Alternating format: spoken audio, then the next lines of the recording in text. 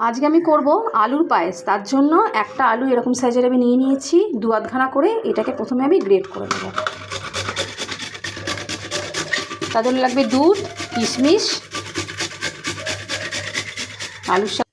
দেখো আলুটাকে আমি গ্রেট করে নিয়েছি, আর কড়াই দিয়ে দিয়েছি অল্প রিফাইন অয়েল, তার মধ্যে একটু দিয়ে দিয়েছি ঘি, যাতে সুন্দর বেশ গন্ধ থাকে।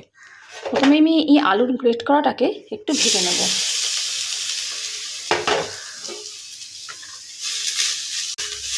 সাদা ভাব থাকবে, একদম লাল হবে না, হালকা করে ভেজে নেবে।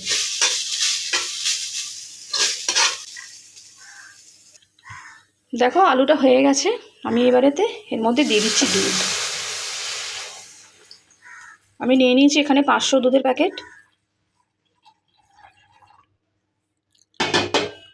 আচ্ছা, দিয়ে দেবো কিশমিশ বেশ কিছু। চিনি আমি দেবো না এখন, চিনি পরে দেবো। এটা ভালো করে মিশিয়ে নেব।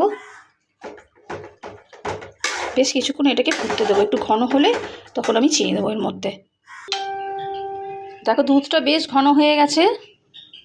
আমি এবার এর মধ্যে চিনিটা দিয়ে দেবো। এবার চিনিটা তোমরা যে যেরকম মিষ্টি খাও সেরকম অনুযায়ী দেবে। দেখো আমি আমার আলুর পায়েস রেডি। এবার আলু আছে যেহেতু, এটা আরেকটু টেনে নেবে, আর একটু ঘন আর গাঢ় হয়ে যাবে।